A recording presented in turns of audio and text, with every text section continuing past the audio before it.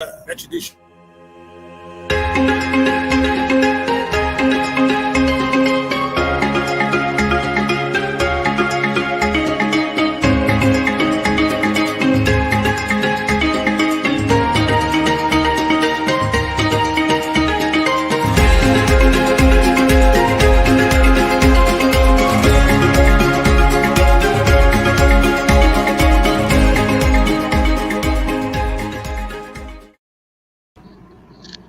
Peace, Melanated family. Welcome to another Melanated Solutions Media live stream broadcast. I am Kashama Sankofa, your co-host, along with brother Dr. Cleo Manago, and new to the Melanated Solutions Media family, we have brother Kyrie joining us. Kyrie, you want to go ahead and introduce yourself to the people? Hi, everybody. My name is Kyrie. I'm a member services navigator with the Black Men's Exchange. All right. Yeah. And well, I'll also say too, because for those of you who have been following the live stream for a while, and you remember back when we were on another platform, the same name is what Kyrie mentioned. I won't mention it because these are two separate platforms. But back when we were, some of us were on that platform, we had a sister by the name of DeQuayla. And DeQuayla is actually Kyrie's wife, his newlywed wife. So Kyrie has been part of the Melanated family for a while, but this is him officially joining the live stream portion of the work that we do. So we are actually thrilled to have him, thrilled to have his perspective. The brother is quite intelligent, and like I say, I'm anticipating what this broadcast is going to be like with him being added to it. We also have another new co-host, Dr. Cleo Manago, who's joining us for the first time. Did you take drugs before this show? What are you talking about? Well, of course, he's not new, but did you want to say anything starting out, Doctor? Just it's good to be here. I hope the conversation is as potent as the topic. And I look forward to talking to you, brothers, and welcome, Kyrie. I know his wife quite well, and it's good to have him here. And here we are. Mm-hmm. Oh, look, there she go commenting right there. Good. So without further ado, I'm sorry, what was that, Cleo? No, I was asking. I didn't understand what Kyrie said. What did you just say? What you say? Oh, I was saying Quayla commented as soon as you said something about it. Oh. That's his wife, y'all, in case y'all wanted to Quayla, as Shama just said. We're just going to get into some quick housekeeping. Y'all know the drill. Like, share, and subscribe on YouTube. Actually, thumbs up on YouTube. Share and subscribe. We want you to hit that like or love or care button on Facebook. We also want you to share. And if you can, if you're viewing on Facebook, we want you to migrate over to YouTube. We want everybody to come over to the YouTube channel. And so that is our quick, little housekeeping. Also keep in mind that you can join the broadcast. We'll put a link in the chat for you to click. Just make sure that your background is okay, it's presentable, and make sure that you're, okay and presentable. You don't have to be wearing a tuxedo or anything. You can have your bonnet or your do-rag. But we want to make sure that we can see you and we can hear you clearly. So make sure that why y'all laughing? Well, make sure that your connection is good. And I'll try to practice what I preach as well on that connection too. But without further ado, let's see what our viewers had to say about the last broadcast, during the last broadcast with our family feedback. Adam, can you roll that for us?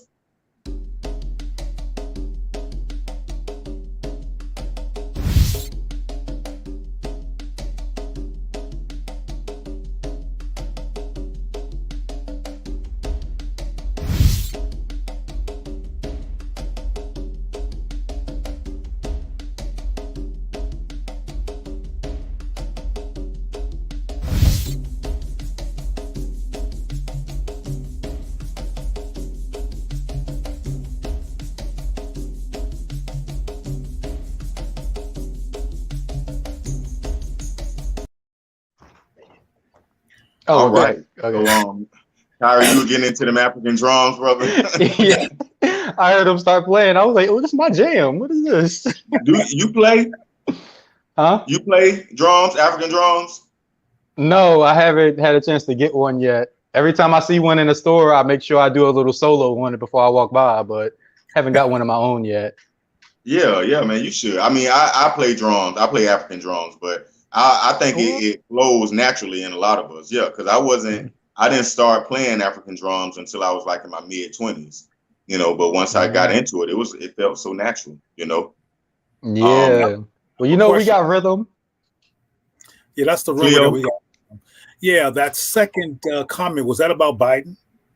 It was about Biden. She put a Y in there, but it was about Biden. You mean the one about his history of not doing anything for Black people? That was Lene Lathan too. She's a regular viewer and commenter. I just want to make sure that was clear, because it's not necessarily clear who they were talking about. And I figured it was Biden, but I'm audience, in case they were wondering, to know indeed it was about Biden. Yes. Yeah, we were having some conversations about Juneteenth. Another person said we don't need a holiday, we need policies. And that was in reference to Juneteenth as well. So if you can go back and view the big Juneteenth episode, and you will see what that conversation was about. Yeah, y'all don't have to get me started on Crypt Keeper, Biden. But anyway, I believe it's about that time for our current events portion. Adam, can we go ahead and get our current events video?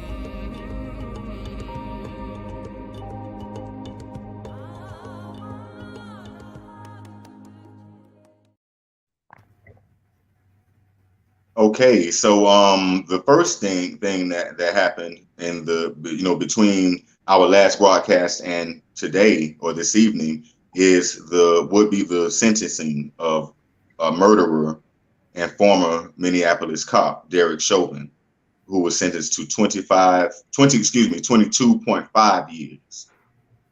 Did y'all view the sentencing or any of the news coverage of it? Well, I heard about it soon after it happened, because it was all over the feed, but I didn't watch anything. Mm-hmm. I didn't watch it. I didn't watch it. I saw it come through, and I was reading up on some of the news stories about it. But I don't know. It just really didn't hit like I thought it would. I still don't feel like anything's solved from giving him just 22 years with this, because I feel like he's only going to do he's not even going to do till the door. Like, he's probably just going to do 10, and then maybe he'll be on probation. They might get the case thrown out because they're talking about jury misconduct with the one juror who was wearing the T-shirt that had something along the lines of Black Lives Matter on it. And I just feel like this is just I think I've read, since George Floyd got killed, police killed 1,068 other people. So I'm just wondering where the justice is going to be for them. Like, okay, we got Derek Chauvin, but if you look at the past 20 years, 98% of the cops who have killed Black people have had no conviction or formal charges brought against them. Not even being fired. Most of them are just relocated or put on desk duty for a couple of weeks. So it really doesn't speak to anything. Well, that was really my issue as well. It's like, you got one, but out of how many? You know what I'm saying? That it doesn't speak to the root of the issue any more than them putting these George Floyd statues up in cities across this country speak to, the issue or the plight of Black people. But you said something earlier though, Kyrie. You said it didn't hit like you thought it would. Like, did you think you might have felt some type of vindication or something before the sentencing, or did you expect more years or what? I honestly expected him to get more. And I don't know why I still have this large amount of trust in the justice system, even though I criticize it a lot. I don't know. Maybe I'm just crazy or something. Who knows? Maybe. But we had a whole Cleo talking about maybe. We'll talk about this after the show. I'm playing. But we had this whole 10-minute video of a man getting murdered, held under a car, taking in toxic fumes and all types of other stuff. Like, I don't know what other evidence you could get unless the jury was right there standing next to Chauvin while he killed him. So just 22 years seems crazy to me because I've heard of people getting way more charges for something like having an ounce of marijuana in certain states.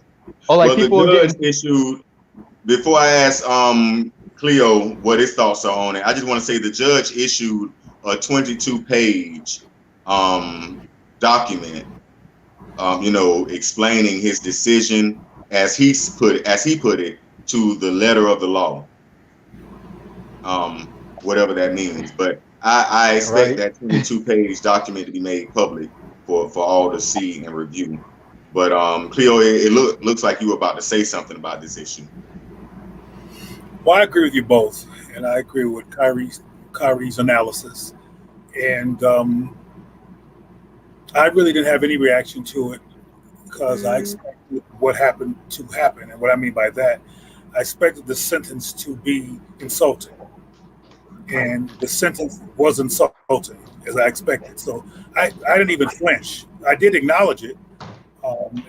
And some would say at least he didn't get off like other ones did. But my focus is on Black people. I'm concerned about Black people, and I won't get into that except to say that Black people are being killed spiritually.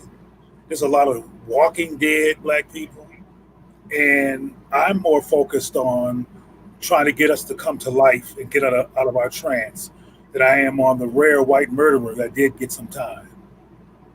Right. Well, we did receive some good news over the weekend. On Father's Day, our dear brother Nick Cannon, y'all know he's been going through a lot. He announced that he's expecting another child. So congratulations to that brother. I mean, that is a little something. Oh, okay. Well, look, whenever there's a black baby being born, I hope for the best, and I rejoice still, and say we got another one here. I'm still gonna say the brother's color struck.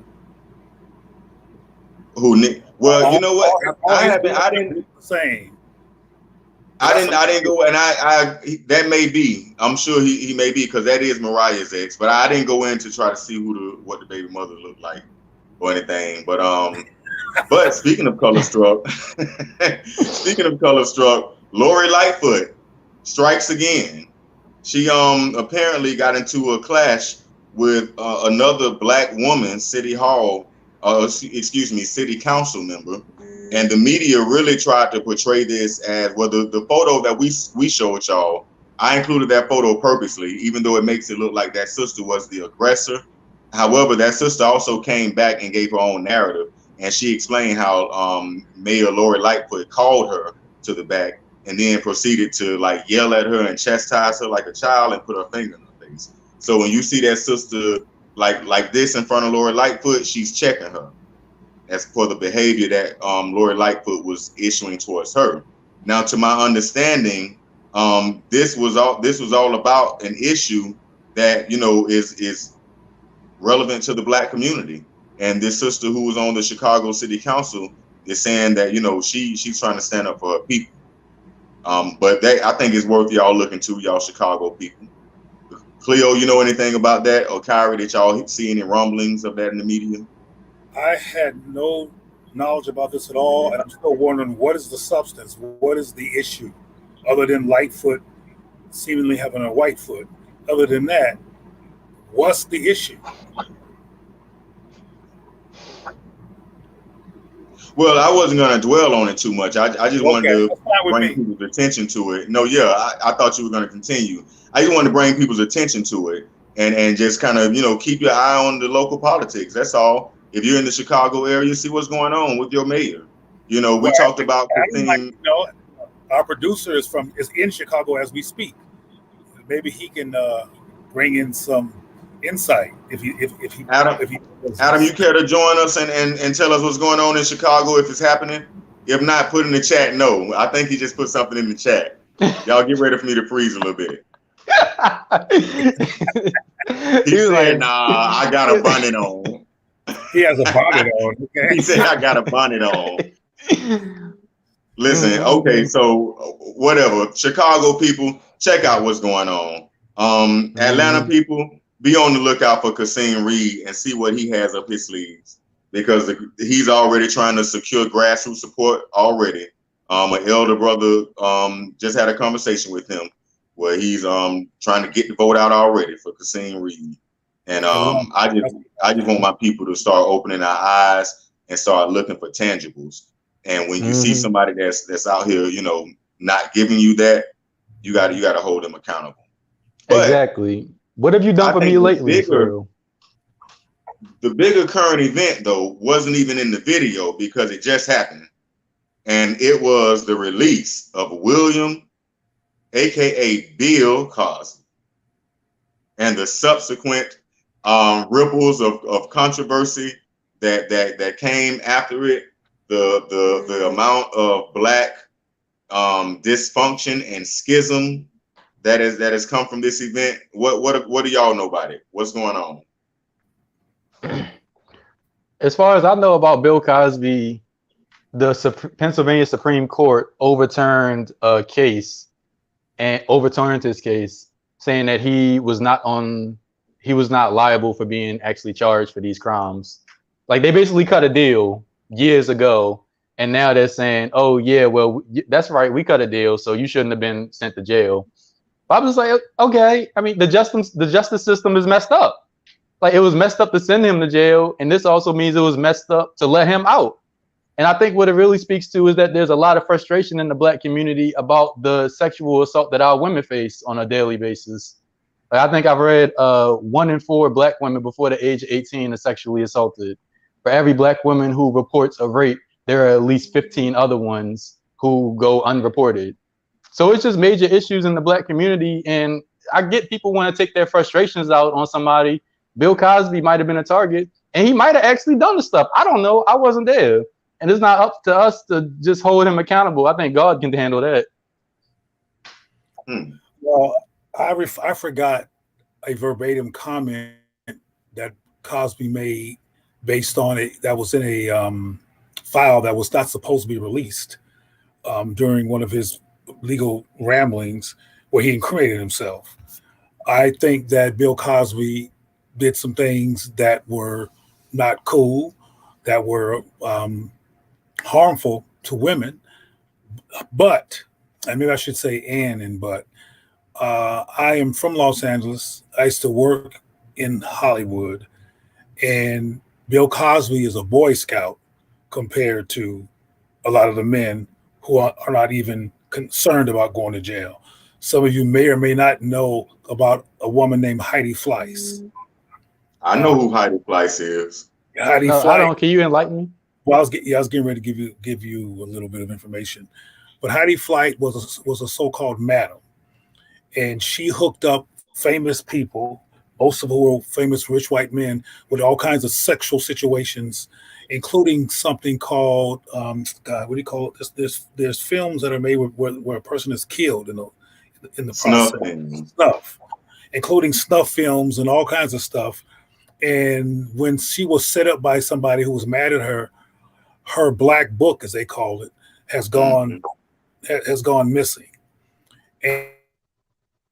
And her black book was similar to what Epstein would have been if he wasn't killed. Epstein was the one who was a sexual predator, who also hooked up other famous people who supposedly committed suicide in prison. You might have heard about him. Anyway, to make a long story long, the bottom line is, I believe that Bill Cosby was targeted, and unfortunately, he was target-able, meaning that he done some things that are problematic. But he was targeted in the grand scheme of things because there's people who are doing things much worse than him. We even had one famous person who was apparently spreading HIV. I forgot his name, but he's an actor. He was in this show called My Son. That's his name. Who's HIV positive and was having sex with all kinds of people. And anyway, to make a long story long, I believe that. And what you bring up though, Cleo, is is really is very important. But we're dealing with a lot of after ripples from this as well, because that narrative is clear. What you're saying, that narrative is clear, and unfortunately, you're not the only one out here saying it. Like, there are other people who are saying and getting this. But what's also happening is Phylicia Rashad issued a statement of support. Well, not really support, just rejoicing that he was released, and I believe she also referred to it as an injustice being overturned, an injustice being overturned. And Twitter went haywire, and there were calls for her to be released from fired from Morgan University as the Dean of Fine Arts. And Morgan University released a statement as well in regards to Phylicia Rashad, basically distancing themselves from her comment. And she's being ripped apart by a lot of people on social media. Do y'all know anything about that? I don't know any details, but I know this, similar to myself, but in her case, with even more depth and experience, she's from Hollywood too. And she knows that Bill Cosby is a Boy Scout compared to some of the people. A friend of mine who I believe was murdered, who they claim committed suicide, was a part of the Hollywood scene and was threatened by people, powerful white men, because he wouldn't submit to them, and he wound up dying. You talking about the young brother that played Jet Jackson? Yes. So don't get me started with this, because Hollywood, just like the presidency and all kinds of systems, have backdoor cultures and have secret societies. And there's things that happen in those secret societies that are mind-bogglingly depraved, but they have power.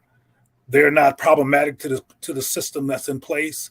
And they didn't do some of the things that Bill Cosby tried to do, because despite Bill Cosby's challenges and issues, he tried to buy a major TV station and had the money to do it. He also tried to positively architect the image of Black people with his shows, and he was trying to do things that were helpful to Black people. And in the white supremacist culture, those things are contraband. So Cleo, you brought up something. You said secret societies. Now, when you say that, because people would take that and run into all types of crazy places with that, and they'll call you a conspiracy theory slinging hotel. And they'll say Cleo was on TV talking about the Illuminati. He talking about the Illuminati. And what are you talking about? You're not talking about some mythical or mystical Illuminati type. You're talking about real deal. What's up? First of all, let's honor Gerard's statement. He mentioned that it was Howard that was dealing with Sherrod, not Morgan State University. So we just got to correct. I said Howard, didn't I? I said Morgan. You said Morgan. I apologize for that. I apologize to Morgan State, honestly. Though those who may claim I'm a loose hotep or whatever Kashama just said, I just mentioned a conspiracy theory slinging hotel. Oh, okay, a conspiracy slinging hotep. It's so ridiculous I couldn't remember it. Anyway, Heidi Fleiss existed. She still exists. Heidi Fleiss had a Black book that everybody knows about. So when I say secret society, I'm talking about the customers of Heidi Fleiss, for example. That happened. That's proven. There's a record of that. Now, the other secret societies, there's less of a record, but that one, there's a record. And they can't find the book. There's also a fact that Epstein, what was his first name? The one Jeffrey Epstein was a rich person who was on suicide watch, who was being watched, and there was orders to watch him 24/7. Around the clock, yeah. Somehow he supposedly committed suicide. And I used to work in law enforcement. It's a very loose system. And if somebody with power and money can have people killed, it happens all the time. Even gang members have people killed in prison because they have a system that's not a hotep slinging or whatever Kashama said. Conspiracy thing. These are facts. I just wanted you to bring the people down to earth. This stuff. What was that? I just wanted you to bring the people down to earth in case they were floating out of space somewhere with what you said. You know how people can get. Well, now Heidi. Adam just put Heidi on the screen. There she is, Heidi Fleiss. Yeah, that's Heidi Fleiss. And this is the statement from Howard University. It says, survivors of sexual assault will always be our priority, while Dean Rashad has acknowledged in her follow-up tweet that victims must be heard and believed. Her initial tweet lacked sensitivity towards survivors of sexual assault. Personal positions of university leadership do not reflect Howard University policies. We will continue to advocate for survivors fully and support their right to be heard. Howard will stand with survivors and challenge systems that would deny them justice. We have full confidence that our faculty and school leadership will live up to this sacred commitment. So that was their statement regarding Dean Rashad, Queen Mother, as a lot of us been calling her. Well, nobody's gonna call Howard conspiracy slinging hoteps. That's for sure.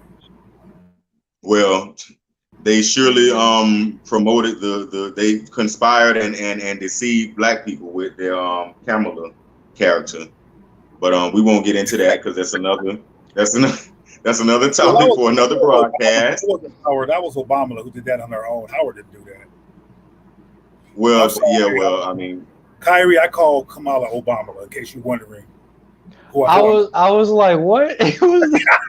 I was like, I'm out the political loop now. If y'all throwing names out that I ain't heard, I'm like, who's this? I mean, my bad. Well, no, go keep on. Tell them why you call her Obama. We got time. Okay. we're not running that tight. When I was, and I'll be really quick. When I was an undergrad, I wrote a paper called "The Various Colors of White Supremacy," and it was about how white supremacy comes in all colors because we're all conditioned in this country to think a certain way, and I'm sure I would imagine in your life you've met anti-black people before. We exist because we're all conditioned to be anti-black in this culture. And everybody is subject to the same water, as a metaphor. And I predicted in that paper that the first black president of the United States was going to be either married to a white person or half white or both. And based on a whole bunch of theories behind, or analysis, which is a better word, behind why I predicted that. This is way before Obama was even probably around. But Obama, that he's biracial and half white is not a coincidence. And that the first so-called vice president is not fully black and has other. She talks a lot about being Asian American now and advocating for Asian crime, against. So she's not simply a person who was come from the bloodline of people who were enslaved in this country. She has a whole nother bloodline and she's mixed. So as far as I'm concerned, strategically, she's doing the same thing that Obama did in terms of why he was chosen to be in that position. And so I call her Obama because she's the second coming of the biracial, not particularly black folks who are in these vice president and president positions. You did that in 2 minutes. You broke that down. That was pretty good. It makes sense. It sounded like that Thomas Jefferson statement that he made where he said the greatest solution for black people is either send them all away or intermix with them to the point where neither race is indistinguishable from the other. Mm. Well, that's what we're doing now. That's a whole nother show. Maybe we might get into that, but we're in that age now where that latter recommendation is what's being done. Mm. Yeah, and that's a symbolic optical power of Obama and Kamala, or who I just call them Obama and get it over with. That's the optical. That's the optical power of them in terms of that agenda that you just read that presidential person had. That's what's happening right now. Mm. It's hard to find. I'll close off with this by saying it's getting harder and harder and harder to find two black people loving each other in a TV situation, not unless it's a comedy. And even then, often one of them is biracial. But like Blackish, for example. But it's becoming more and more difficult through corporate promotion of their products, through TV shows, through movies. If there's a black person in it at all, they're often biracial or have a biracial partner, or they have a white partner, or they're just by themselves, following white folks around. Mm-hmm. It makes sense. We definitely slanging. That's not no what's that thing? Somebody conspiracy slinging notion. That's a fact. Soga said, yeah, and Biden loves his interracial commercials. But I can see us doing a broadcast on the buffer zone where we talk about these different buffer groups that are being created or promoted. But not tonight though. But I'm glad we got into that, because that's something that we need to do in the upcoming broadcast. But tonight we are discussing killing the seeds of revolution. Now, this is going to be a 2-part broadcast. We're doing part 1 tonight so that we can get into the background of it. But we do have a breaking story to cover, which is the story of Brother Othal Ozone Wallace, who is accused of shooting. Well, he's actually charged with first-degree attempted murder of a law enforcement officer. And he's accused of shooting a police officer in Daytona Beach, Florida. We're going to get to that. But first, let's go through the killing the seeds of revolution, because I want us I want the audience to be a little familiar with these stories and have done your own research and looked into it for yourselves before we bring on Anonymous Revolutionary. Anonymous Revolutionary will give us an interview, and they have some insider insight into the stories of not just of Malcolm X's grandson, but as well as of the so-called death and suspicious death, and what many of us believe to be the murder assassination of Dr. Khalid Muhammad, the late Honorable Dr. Khalid Muhammad. And for those who aren't familiar with Dr. Khalid Muhammad, he also had a son. His son was named Farrakhan, after the minister Louis Farrakhan. However, after Dr. Khalid's death, what many of us suspect to be murder, Farrakhan does not promote the same message, and he does not engage in the same revolutionary work as his father.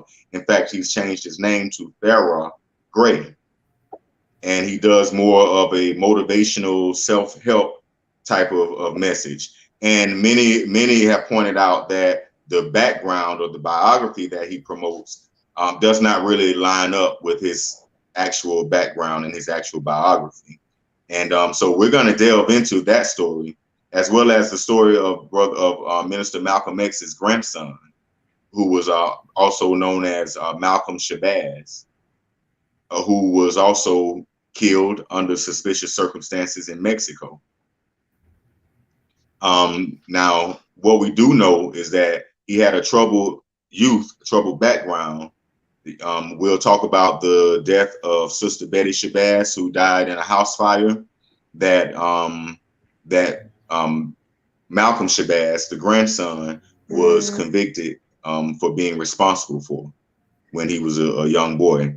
But he later began to get political and became an activist and started following in the footsteps of his grandfather, took a pilgrimage to Mecca and came back and got involved in some struggles and then was killed. So we're going to talk about the concerted effort of white power to not only kill our leaders, but to neutralize their male heirs and descendants, and why that is important. But before we move on from that, Kyrie, I know you kind of looking a little mind blown, and Cleo, I know you have some knowledge on both of these subjects. So I just want to hear from both of y'all, like what do you think about it, because that's going to be a very good interview that we do with Anonymous Revolutionary.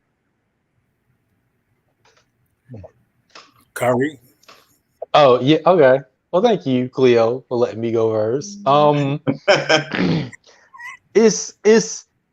It's hard being black sometimes, because you really feel like a conspiracy slinging hotep when you hear these stories and you just believe them. You like, you know what? They probably did kill him, Yeah. And if it wasn't a white person that actually pulled the trigger, it probably could have been a black person that did it. And you could easily make the argument that black person had post-traumatic slave syndrome. You could have made the argument that they were in a situation where they were just living through their trauma instead of coping with their trauma. Or in a way that I always say it, because there's a lot of talk about Malcolm's murder as well, and I believe it was a black person that pulled the trigger in that case. Yep. And it was a black person that got Garvey. Though. White power is always orchestrating it. White power is always at the root. Like there is never just an organic beef among, you know, black people that causes, you know, this to happen to our leaders. Whatever was going on between Malcolm and the nation, you better believe that, you know, white power did what they could do to wedge in between that and actually fueled and what do you call it, steamroll spearheaded and orchestrated the murder of that brother, just as they do each of these. So, but yeah, I mean, when you said it's hard being black, bro, I was getting ready to travel for the press conference we just did for Brother Ozone, and so much was happening, and my phone dying, and and I'm rummaging through my bag trying to find my other phone and hook it up to the Wi-Fi. And then after a while, it was like 10 o'clock. I just threw it down. I was like, God, I'm tired of being black.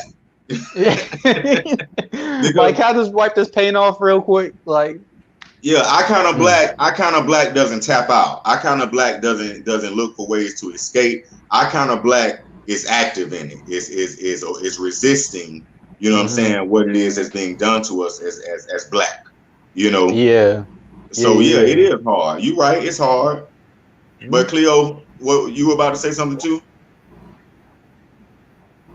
Yes, I think it's important to deflect the tendency to call people who tell the truth conspiracy slinging hoteps, and with the goal of doing that, I wanted to talk about some patterns that are the truth that everybody can find. First of all, have you all seen the show Exterminating All the Brutes? Wait, have you ever heard of it now? Exterminating All Brutes? Exterminating All the Brutes. This show is on what platform? All right, well let me just talk about that real quick. I'm gonna move past this if you haven't seen it yet. But I didn't know about the show myself at all until last week. A good friend of mine were talking, and she mentioned it in passing. And actually, had I heard of it, and I had not heard of it, but it's a show called it's a mini series, a documentary series called "Exterminating All the Brutes" by Raoul Peck, who's a brilliant filmmaker. Y'all got to see it. Matter of fact, we have to have a show that talks about that series.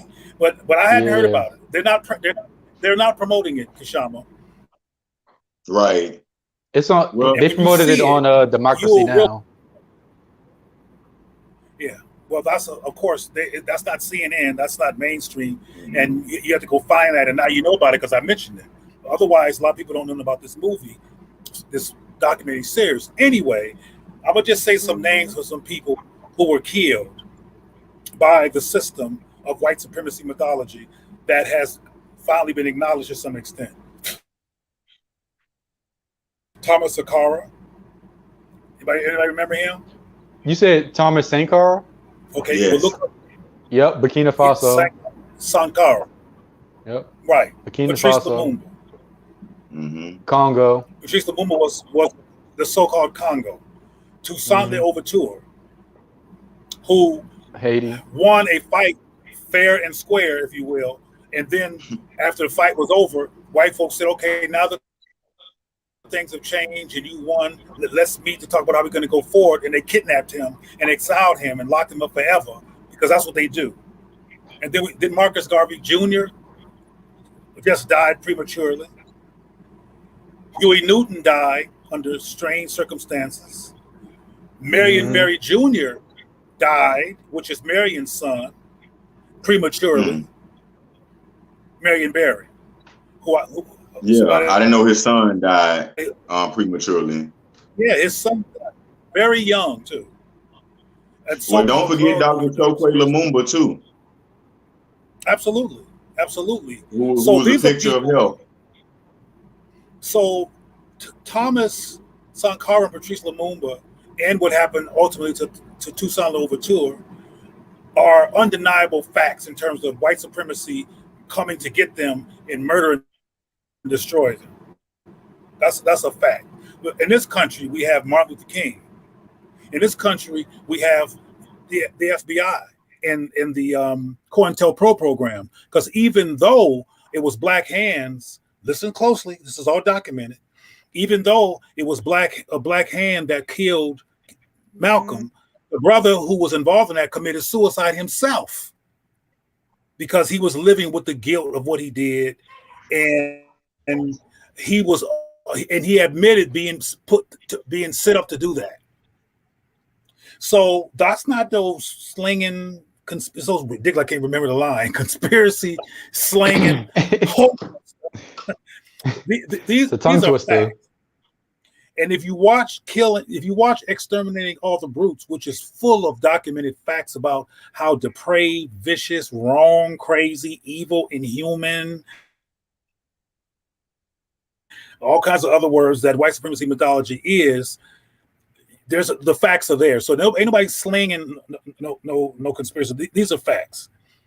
And when it comes to what happened with even Farrakhan, little Farrakhan, who changed his name to Farrah, he did that to appease whiteness. Mm-hmm. So the impact of whiteness, this deadly impact on us, including to the point of creating corpses, it's not just slanging no conspiracies.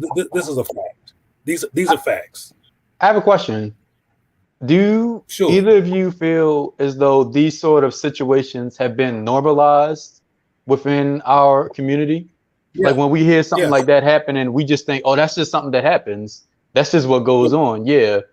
Even though it's the most No, finish your commentary.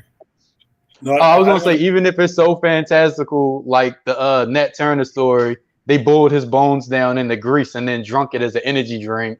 Like you hear that and you're just like, oh, that's insane. But this is like a normal trend that runs through. They ground his genitals up and use the powder as an aphrodisiac. What? They did very similar to Patrice Lumumba's body. But getting back to more contemporary culture. Y'all, okay, so that is pretty grim and gruesome what we're talking about. And I don't want our viewers to have a breakdown like I had that night. You know, I was like, we tired of being black. You know, I snapped out of it. Don't y'all worry about Kashama St. Kofi. All right. I snapped out of it real quick. I took about 3 seconds and breathed. All right. Okay. But I did want to tell y'all, Cleo, you weren't there. I don't know why you didn't get the invite. I don't know how I got the invite and you didn't get the invite. Or maybe you did and you just didn't show up. But I didn't even know I had clout like this. They threw a welcome home party for Bill Cosby. They were lit up there in Philly. You didn't know about it, Cleo? No. No? Well, I was there. And like I said, it was pretty lit. And with Bill took a photo last night too. Adam, can you show us the photo from last night, the welcome home party? Y'all stupid. Are you crazy? Clean, fresh out. Y'all got, is that a Kango? Ooh. Ain't he fresh? But he had that fit laid out all of March. He been ready. Yeah. That's definitely some conspiracy slanging. But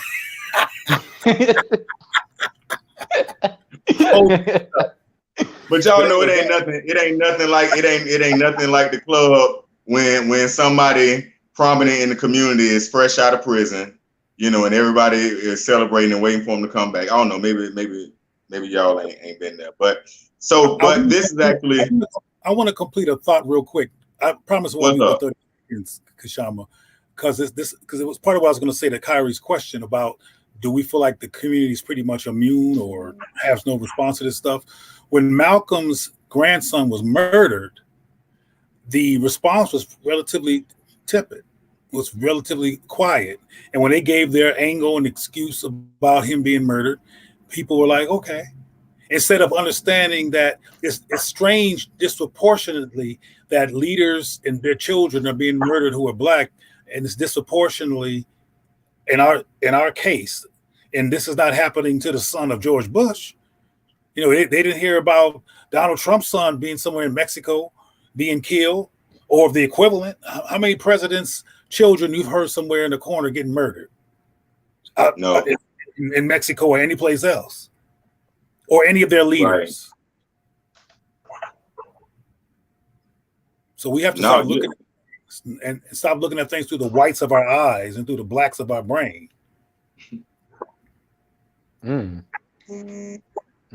So, with that being said, I promised our viewers breaking coverage of the Othal Ozone Wallace case. Now, for those of you who are not familiar, I'm going to give you a brief background of Brother Othal Ozone Wallace. Okay. The weekend after Juneteenth, that was the 25th, on the night of the 25th of June, I believe it was, he was approached. He was confronted by a Daytona Beach police officer. There is a 29-second video that is available for you to watch. I chose not to play that video here on the broadcast because we try not to play stuff that are too traumatizing or triggering. You get the picture. So there's a 29-second video that is very vague and doesn't show what happens anyway. The only thing that we can say for a fact is that there is a police officer by the name of Jason Rayner, the one who confronted Ozone while he was sitting in his car in the parking lot of his apartment complex. And he was shot in the head. He's currently, I guess, in some type of critical condition. That's something we know. There was a manhunt for Othal Ozone Wallace that led all the way to Atlanta, Georgia, where he was captured and taken into captivity by the DeKalb County sheriffs.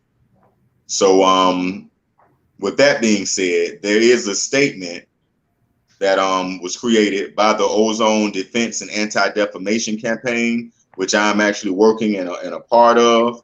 But before I go ahead and read that out, Adam, can you give us a photo of Brother Ozone so we can actually see what he looks like? That's him with his children.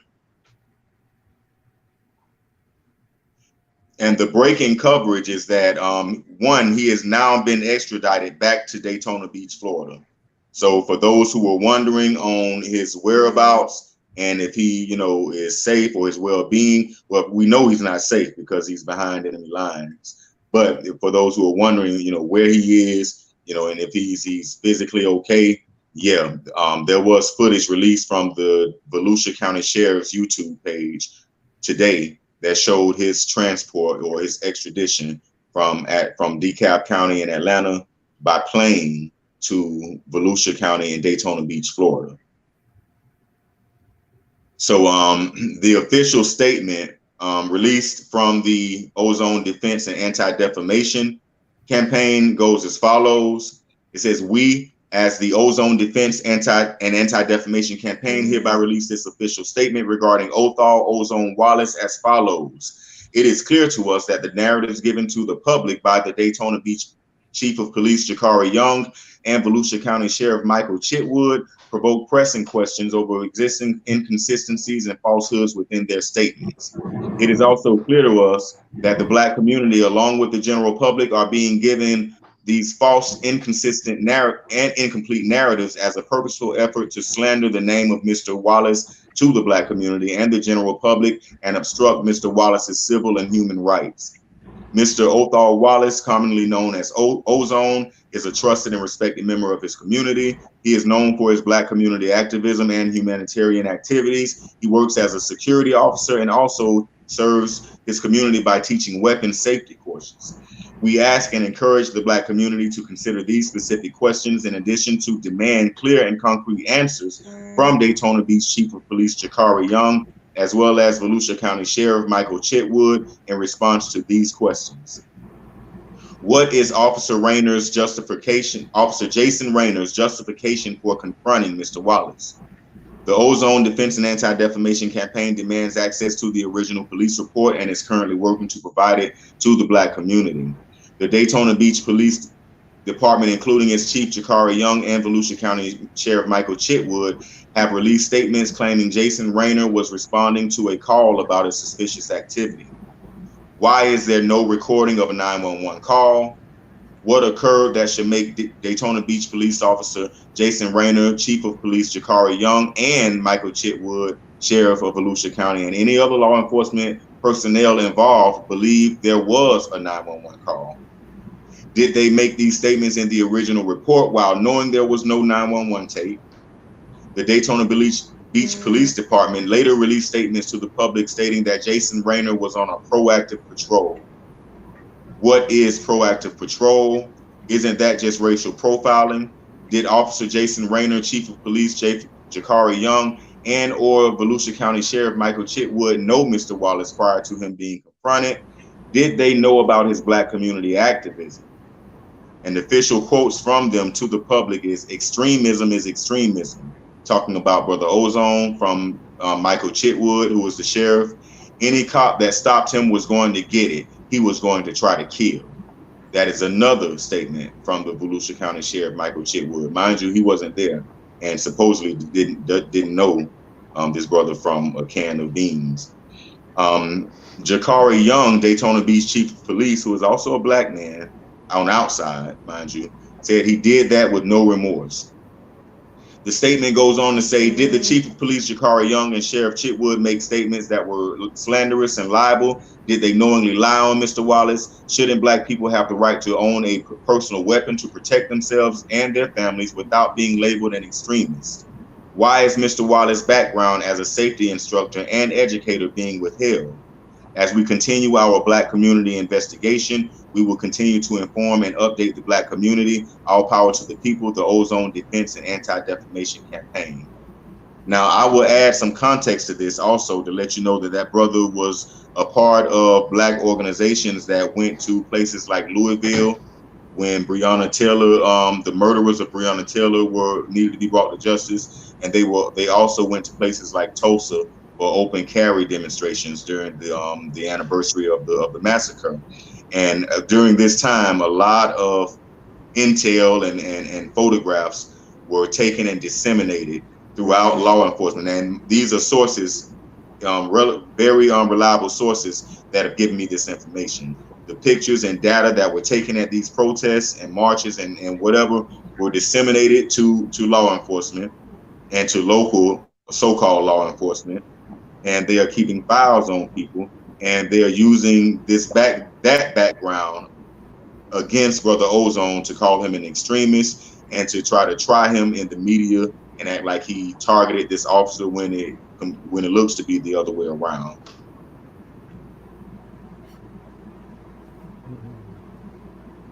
Was the organization in tones? My bad. Go ahead, Kyrie.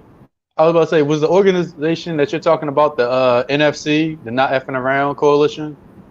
He did he did I believe he was a member of the NFAC and later left.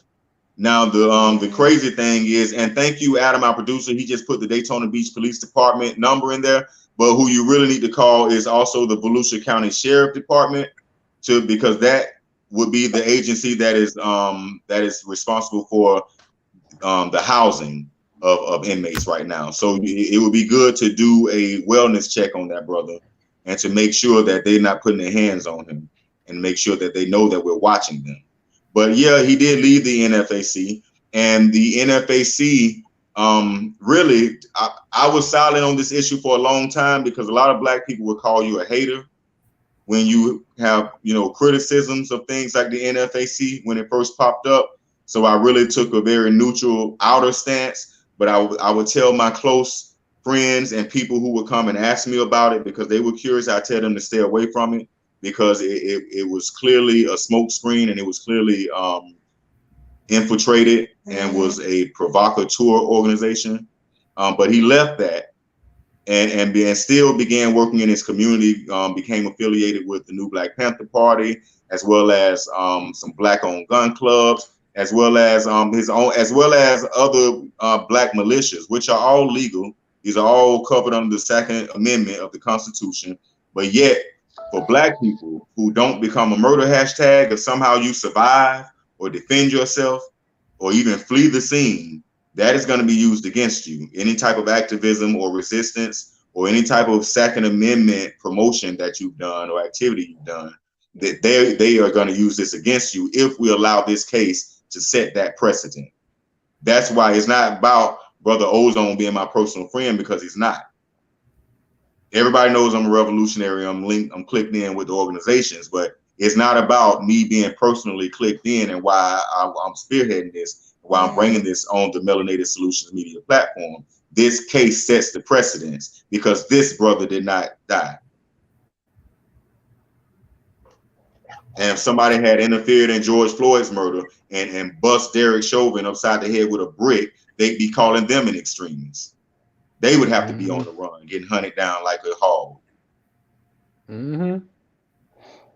That's how it is. This seems a lot like another one of those media situations where they construe it in a way to keep people separate and keep groups docile. Like they say, oh no, don't go and don't interrupt the police doing anything. They're sent here by God. Nobody can tell them anything. Only they can tell you what to do. But that's not the case. And it's like they keep re-perpetuating this fictional reality where it seems as though we're all just helpless in this situation, when in all reality we're not. We can reach out to power. It's like an extension of manifest destiny when you say that, like they're brought down from God. You know, that's been white power's justification for a long time, claiming this sort of deification or this sort of divine authority being placed on them that just cannot be questioned or resisted in any way. But the number to the Volusia County, Florida Sheriff's Department is 386-736-5961, and we're going to put that in the chat as well. Cleo, look like you were about to say something. I was just going to underscore, getting back to deflecting the, what did you say? The slinging. Well, you know what you said. Hotel slanging. That's what you call that, hotel slanging at hotelry. Right. You mentioned that this brother is a revolutionary and who's involved in Black defense and activity, and that might be connected to why he's being harassed. Well, I wanted people to understand that Sandra Bland also was someone who had a YouTube channel, who was talking against police brutality and white supremacy mythology, violence and destruction of Black people. And some people think, and I might be in that hotel, whatever Kama Shama said, that club, that she was murdered and tracked down because of her connection to counter police brutality activity. Because it's interesting that somebody would wind up dead, supposedly, when they got we already know her story. Her matter of fact, it's pretty clear that it wasn't suicide because her family got $1 million, and you don't get $1 million for somebody killing themselves. Committing suicide. Exactly. Insurance companies won't pay it, and nobody else will. No suicide. That's right. Ain't no life alert button for that or nothing. Yeah, that's right. But that is a call to action, and I know, Adam, did you get that number and was able to put it in the chat? Y'all didn't see that go in the chat, did you? I'm gonna say it one more time so Adam can probably catch it and put it in the chat. It's 386-736-5961, and you want to call them to do a wellness check on that brother. You also want to call the police department. You need to ask, why is Jakari Young, the chief of police, walking around slandering that brother in the media and injecting a narrative that the camera don't show, and he wasn't even there for. Exactly. So yeah, as well as the sheriff Michael Chitwood, who is calling that brother an extremist. They're using all of this stuff to try. And also, I'm going to give you something else. What my sources are giving me. All right.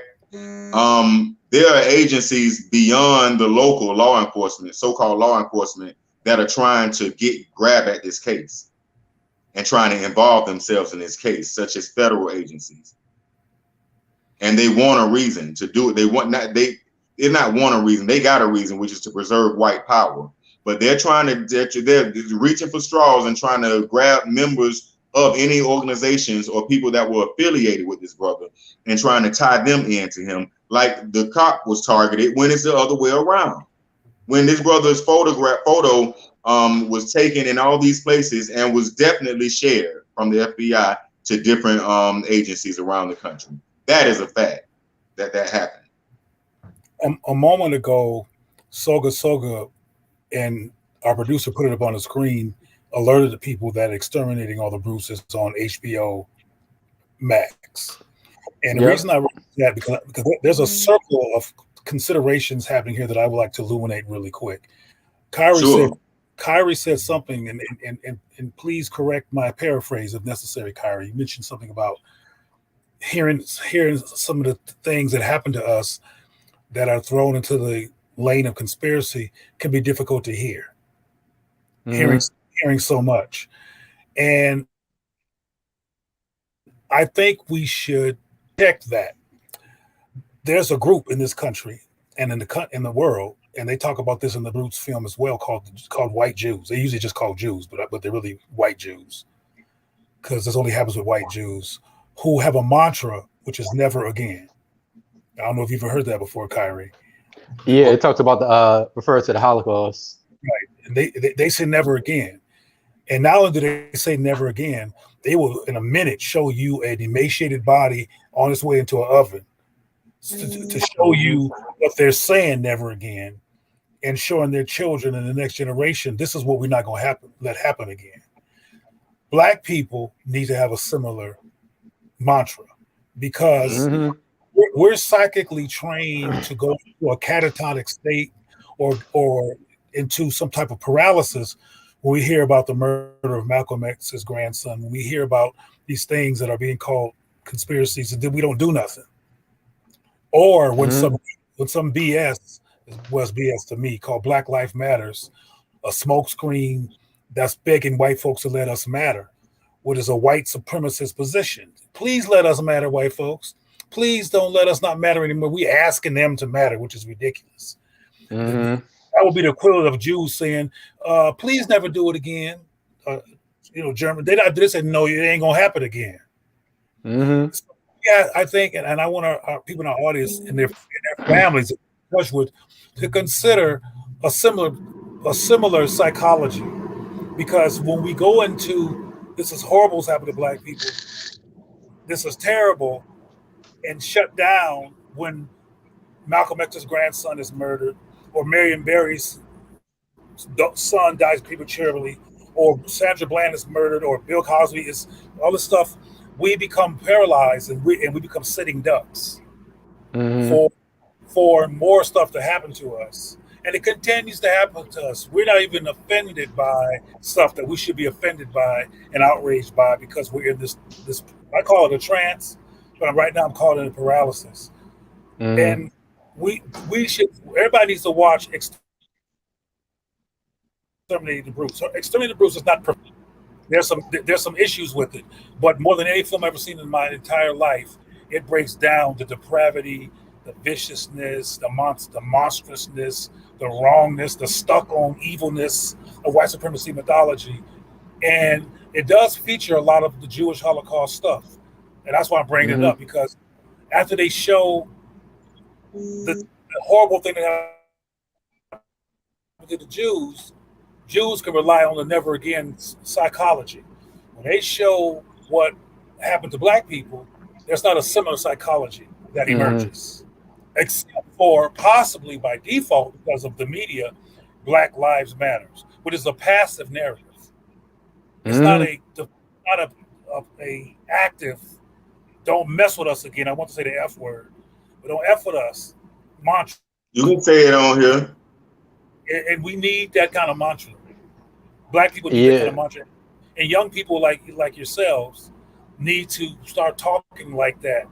Like, don't F with us. Yeah. And that's one of the main reasons why this, like I say, this case is so important, because we need to start talking like that.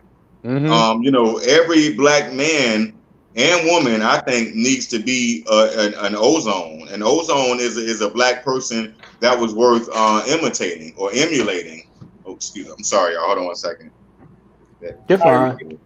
It was a Black person that was worth imitating. So, but we cannot let Black people like that be left out hanging, because then it discourages the rest of us from being sane and coherent and operating with the B1 agenda, with the Black first agenda and mindset. and your actions being reflecting that. But I will say this: we are wrapping up our time though.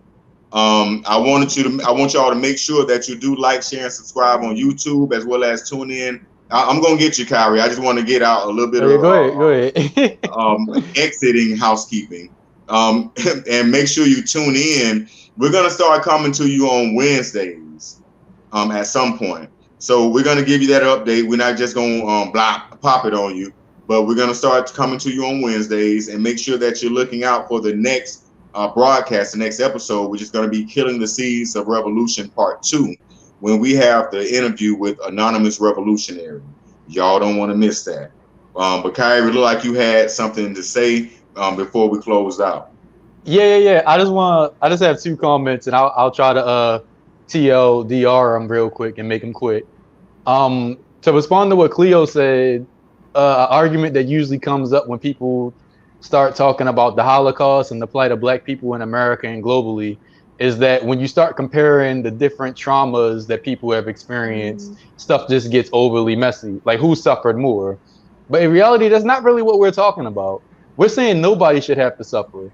The Jews shouldn't have had to suffer the pogroms in Russia and Germany that came before the Holocaust. They shouldn't have to seen the movie The Immortal Jew that was played in Germany years before the Holocaust even happened, that normalized that sort of behavior within that population.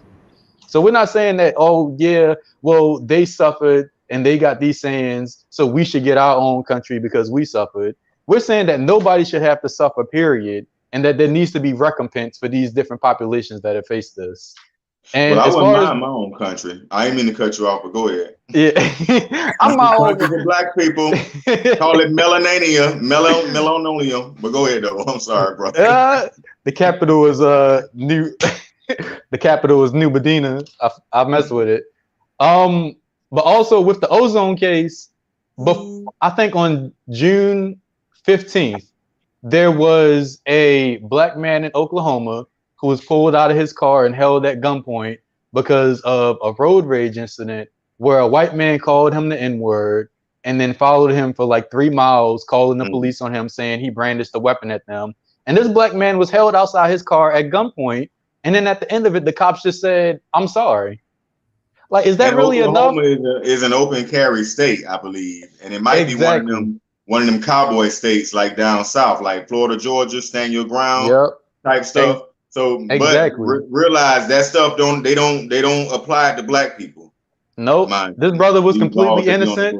He didn't have a weapon in the car. He was completely innocent, but he was still held at gunpoint and forced to take that trauma from this system. So when you see a brother like Ozone defending himself, it makes sense. It makes sense that people defend themselves in the face of inequality like this, the same way people justify George Zimmerman's killing of Trayvon Martin years ago, the stand your ground topics. Like, why is a stand your ground possible when individuals are facing pressure from a government entity that's also infringing upon their rights in an illegal manner?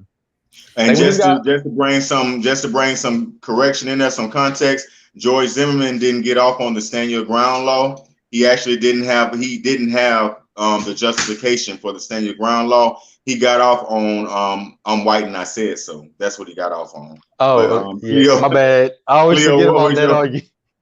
What was it you were about to say? Then we were going to wrap up. I was going to say that I brought up never again in the Jewish mantra, of course, not to do any oppression comparisons, but because I'm envious. I'm just being honest. I'm envious of their mantra. I'm envious of the power of that mantra. If you mess with Jews, even a long time ago, they're gonna get you. They scoured the world to find people that were involved in the SS and the Nazi Party, and found them all and had them all killed or in jail. I'm saying that inspired by George Zimmerman, by the way. That's why I'm bringing that up, because George Zimmerman running around chilling after killing a Black baby like he did. Mm-hmm. And so I just envy the Jews who ain't playing. But let me give some context. I don't want Black people to feel deficient or feel inferior. The difference between the Jews, and that's a whole nother story, we don't got time to get in that, is that the Jews were not domesticated. They were murdered, but they weren't domesticated. They right now can tell you where they came from. They know where their greats came from. They have their own names, their own cultures. Everything is still intact. We were domesticated. So-called African American. We don't know. A lot of us don't know where we came from. We know it's a big old place called the white folks called Africa. We call it Alkebulan, etc. But we've been domesticated. Our default is white. The Jewish default is still Jewish, and we have only fantasy and cryptic African memories, and that was done to us. So we need to know the difference, so we won't feel like something's wrong with us and the Jews are better. No, the Jews were murdered, but they weren't domesticated, and there's a difference. Right. They don't call us Melanated Solutions Media for no reason. Okay, exactly. We bring these not just the facts and the receipts, but the solutions that you need to move forward, and showing you how you need to move with this information that we're given. But that has been our time. Again, I'm Kashama Sankofa. I'm glad. I want to thank Kyrie and congratulate him on his first show, his first episode. And all right, I thank you. I think you and DeQuayla, what was that? The fashion show y'all went to up there in Baltimore? Yeah, the Pride show. Yeah, I think it's kind of rubbing off on you. You got up here voguing and stuff. But anyway, so let me put some RuPaul Drag Race on, man. Listen, just to be and clear, Dr. Cleo Monago. Always glad to have you in the building. Yeah, I'm glad to be in the building too, and I want people to realize, just in case they get it twisted, that Kyrie is a heterosexual brother. Okay, so let's make sure we're clear about that. While he over there voguing, don't get it twisted. Oh, I got the ring to prove it. Out. With his wife. Well, we both just stylish. I know it's hard having all this black beauty. It just spills out. I'm sorry, people. That's what I've heard. That's what I've heard. All right. Well, with that being said, y'all, this was our time, and as always, I enjoy it. And the Droll Homes, you mentioned that you said you want us to come at you every week. We're working on that, brother. We are working on that. There's cogs that have to come together for that to happen, and that's going to be happening real soon. But other than that, y'all stay melanated and stay B1. We're out. All right.